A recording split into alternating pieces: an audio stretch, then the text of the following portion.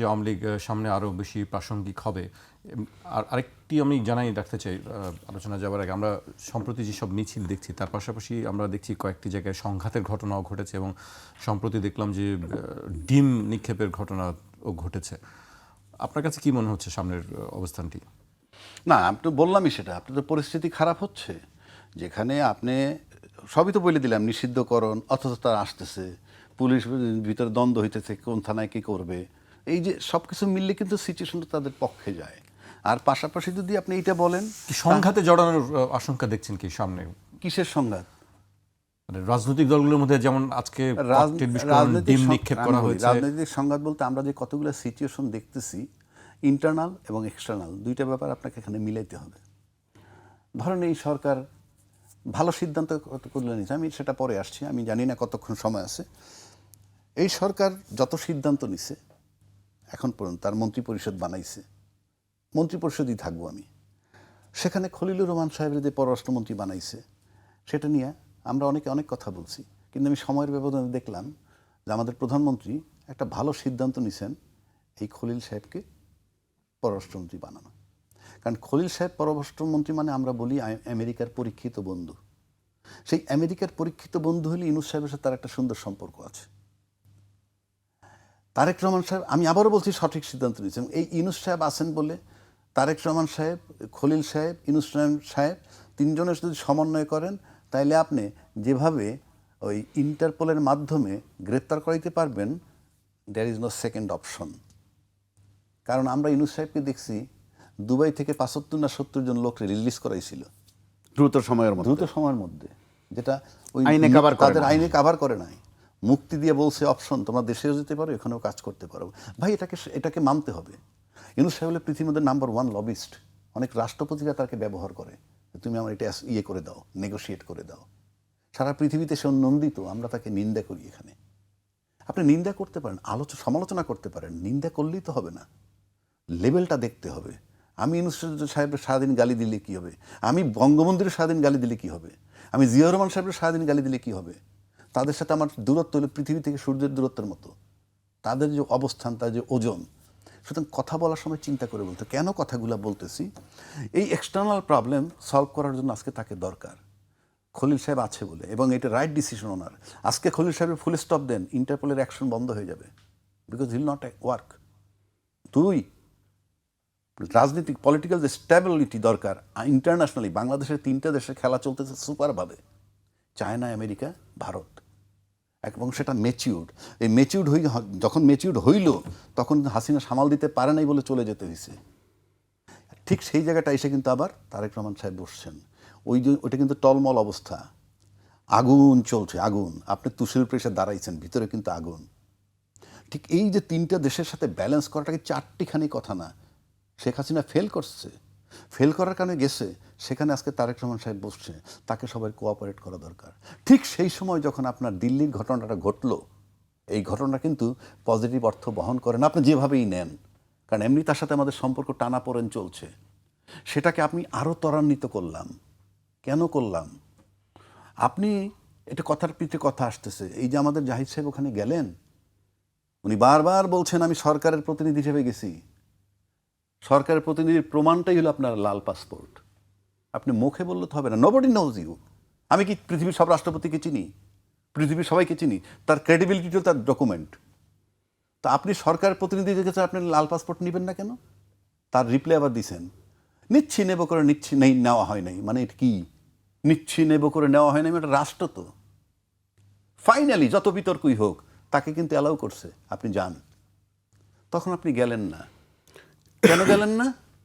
আপনি প্রতিবাদ হিসেবে, এই প্রতিবাদ দেখাইতে আপনি 2.5 ঘন্টা ওয়েট করলেন কেন? আপনি তখনই প্রতিবাদ দেখেন, নো আমি যাবই না, ডিটারমাইন্ড। আপনার সাথে অ্যাম্বাসাডার ছিল আমাদের, কন্টিনিউ আপনি ইয়ে করছেন।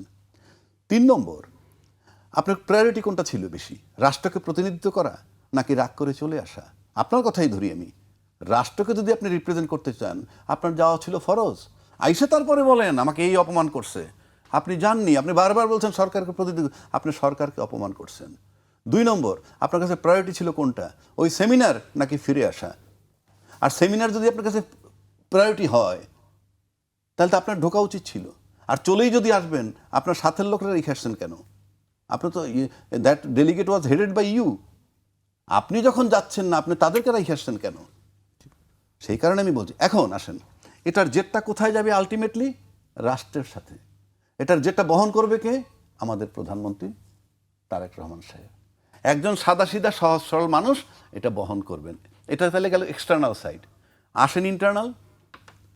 আপনি যদি বলেন আদ্দিন হাসপাতালে একটা লাইসেন্স বাতিল করে দিয়েছেন, মানবাধিকার লঙ্ঘন। সংবিধান আপনার স্বাস্থ্যসেবা নিশ্চিত করছে, সেখানে আপনি অপরাধীর বিচার হবে। হাসপাতালের লাইসেন্স বাতিল কেন? মেডিকেল কলেজের ল্যাব, যেটা ভাই বলল of the record, medical college যারা পড়ে তাদের ল্যাবরেটরি হলো হাসপাতাল। সেই প্রশ্নটা আসছে যে তাহলে মেডিকেল কলেজ তাহলে কিভাবে চালু সেটাই থাকবে? তো বলছি, আপনি তাহলে কি সার্টিফিকেট সর্বস্ব ডাক্তার বাইর করবেন? 2 নম্বর হইল, ওখানে যারা নেগলিজেন্সি যদি থাকে, মানে ভুল চিকিৎসা যদি তাদেরকে থাকে, আইনের আওতায় আনতে হবে। সবটার বিচার হবে। জি। আপনারা সিদ্ধান্ত নিচ্ছেন কীরকম? প্লেন ক্র্যাশ করছে, ওই রুটের প্লেন সব বাতিল করে দিব, ওই প্লেন চলতে পারবে না। বাস অ্যাক্সিডেন্ট হয়েছে, ওই লাইনে বাস চলতে পারবে না। আপনার থিওরিটা তো এরকম। আপনি ঘটনার জন্য অ্যাকশন দেখাবেন। স্বাস্থ্যমন্ত্রী দেখাইছে মনে হয় যে রিয়াকশন দেখাইছে। এটাকে অ্যাকশন বলে না, রিয়াকশন বলে। তাহলে আপনি এটা যারা বাতিল জড়িত ছিল তাদেরই পানিশমেন্ট হওয়ার জরুরি, কিন্তু বাকি সবাই সাফারার। জি। আরে সেখানে সিসিইউতে লোক ছিল, আইসিইউতে লোক ছিল, তারপরে 250 টাকায় ডায়ালিসিস হয়, 380 টাকায় সারা দেশ শহর থেকে গাড়িতে রুগী বহন করে। আপনি এগুলো ডিপ্রাইভ করছেন ওই 6 জনের নামে। আপনারও তো অ্যাকশন হওয়া উচিত আপনার বিরুদ্ধে। আমি আবারও বলছি, আপনি সংবিধান বলছে চিকিৎসা নিশ্চিত করা, সেখানে আপনি একটা হাসপাতাল বন্ধ করে দিচ্ছেন যেখানে গরিব, নিম্ন মধ্যবিত্ত এবং একেবারে ওই লেভেলের লোকগুলো, তার সংখ্যা বাংলাদেশে 70%, তাদের চিকিৎসা বঞ্চিত করলেন। আমি আবারও বলছি, আপনার হাসপাতাল বন্ধের কোনো আইনি অধিকারই নেই, আপনি বিচার করবেন। তো এটার খেসারত কে দিবে? প্রধানমন্ত্রী। আসেনি পরে সমঝোতার ভিত্তিতে টাকা নিলে চাঁদা নয়, এটার খেসারত দিবেন প্রধানমন্ত্রী। তারপরে জাকাতের চেয়ে চাঁদা ভালো, এটার খেসারত দিবেন প্রধানমন্ত্রী। তারপরে নামকরণ যে লড়াই, যেখানে প্রধানমন্ত্রী তার পিতার নাম ফেরত আনতেছেন না, সেখানে আমার নামে আমি অনেক কিছু করে ফেলতেছি, এটার খেসারত দিবেন প্রধানমন্ত্রী। কেন বলছি? নৌকা দেখছেন তো, নৌকা চলে, যে নৌকার পানি যেদিক দিয়ে উঠুক জমে কোথায়? তলায়। তাহলে আপনারা যে যা কারবার করছেন সব জমতে থেকে তলা বলতে প্রধানমন্ত্রীর শোল্ডারে। তাহলে ইন্টারনাল প্রবলেম করছেন, দিল্লি কাণ্ড ধরলে আপনি এক্সটার্নাল প্রবলেম করছেন। 3টা রাষ্ট্র নিয়ে আমরা জিও পলিটিক্সে কিন্তু আগুনের মধ্যে আছি। তার ভিতরে আপনি যেখানে শীতল না কইরা আপনি উত্তপ্ত করতেছেন, বাহবা নিতেছেন, আবার আইসা বলতেছেন যদি সঠিক প্রক্রিয়া আমাদেরকে দাওয়াত দেয় আমরা যাব, ইনভাইটেশন দিলে যাব, আমার এনগেজমেন্টের দরকার আছে। হ্যাঁ রে ভাই, আপনি এইগুলা বুঝেন না, এতকাল এত কিছু করছেন, এটা বোঝেন না। সেটাই বললাম যে নৌকার পানি তলায় গিয়ে জমে। সুতরাং আমরা ইন্টারনাল এবং এক্সটার্নাল বোথ ওয়েতে প্রবলেমে আছি। তারপরে বলবো, foreign minister right person choose করছেন, এখনও এই সরকারের স্টেবিলিটিটা আছে এবং খলিল সাহেব যতক্ষণ থাকবেন চেষ্টা করবেন। আর কেউ স্টেবল করার জন্য আমি কাউকে উপযুক্ত দেখি না এখন পর্যন্ত। সুতরাং এটা সরকারকে, মানে প্রধানমন্ত্রীকে ভীষণভাবে ভাবতে হবে প্রত্যেকটা বিষয় নিয়ে, যে যেমন ব্যক্তির চেয়ে পরিবার বড়, পরিবারের চেয়ে দল বড়, দলের চেয়ে দেশ বড়। এই যদি ভাবেন তাহলে প্রত্যেকটা ঘটনার সাথে কি হয়, রাজনীতি কোন দিকে গড়ায়, আপনাকে খেয়াল রাখতে হবে। আপনাকে 5টা বছর যেতে হবে, মাত্র 4 মাস। পুনরাবৃত্তি আমরা বারবার দেখি বিভিন্ন ঘটনার, সেই পুনরাবৃত্তিটা আসলে কিভাবে রোধ করা সম্ভব? পুনরাবৃত্তির রোধ হবে না তো, কারণ আপনি যদি কমিটমেন্ট ফেল করেন, যিনি ধর্ষণ করেন তাকে যদি প্রকাশ্যে মৃত্যুদণ্ড দেন, বলছিলাম আপনাকে, জানি না তো, যিনি ধর্ষণ করলে মৃত্যুদণ্ড সে জানে না? সে তো জানে, তারপরেও কেন করে? স্বাভাবিক না। আবার যদি বলা হয় প্রকাশ্যে গুলি করা হবে, সরকারের পক্ষ থেকে পবিত্র দায়িত্ব মনে করে যিনি গুলি মারেন সেও সুস্থ না। আপনাকে 20 লাখ টাকা বেতন দিলে আপনি হত্যা করতে পারবেন না ওইভাবে। তার মানে কি, এরা আইন জানার পরও ধর্ষণ করে, আর উনি হত্যা, কেউ স্বাভাবিক না। এইবার আসেন, রাজনীতিবিদরা বুঝেন না, তারা তো আইন বানান, তারা জানেন না আইন না মানলে কি হয়।